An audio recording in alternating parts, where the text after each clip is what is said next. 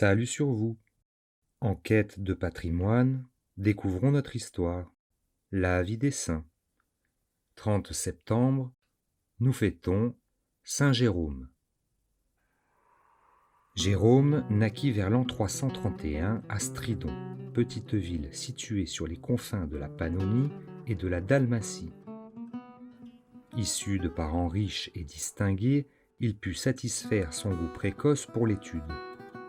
Il suivit, à Rome, les leçons de grammaire et de rhétorique des célèbres Donat et Victorin et n'échappa point à l'entraînement des passions, comme il le raconta lui-même plus tard avec de vifs remords.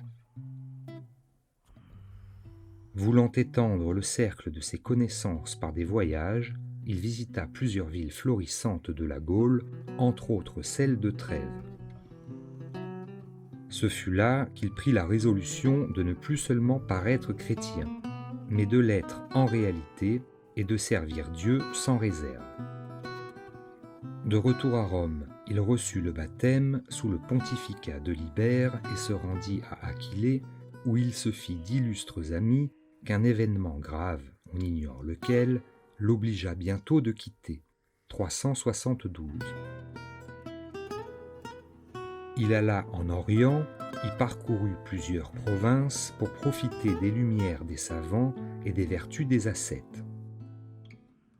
Quelques années après, il s'ensevelit dans la solitude de Chalkis, en Syrie, et s'y livra à l'étude, à la prière, au travail des mains, au jeûne, à la mortification.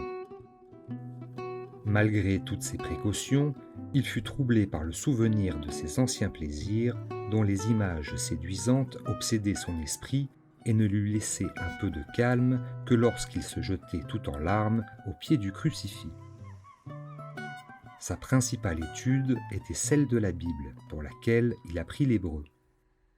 Averti dans une vision, il renonça à la lecture de Plaute et même à celle de Cicéron et des autres auteurs profanes.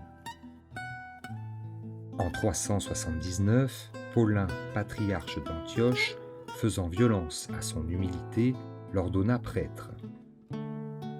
Peu de temps après, Jérôme partit pour Constantinople, où il entendit la parole éloquente du célèbre Grégoire de Naziance, et s'y occupa spécialement de la langue et de la littérature grecque. En 381, il assista au concile de Rome. Le pape Damase le fit son secrétaire et le chargea de corriger l'édition des psaumes et du Nouveau Testament. Des dames romaines se firent ses disciples.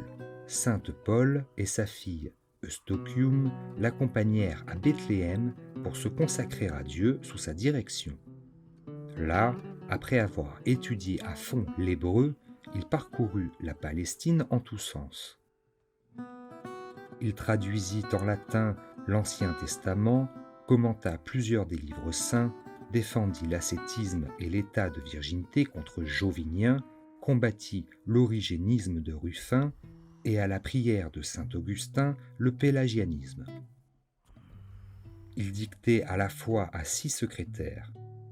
Il mourut le 30 septembre 420 et fut enterré dans la grotte de Bethléem.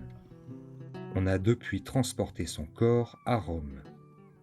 Il est regardé comme le plus savant des pères de l'Église latine.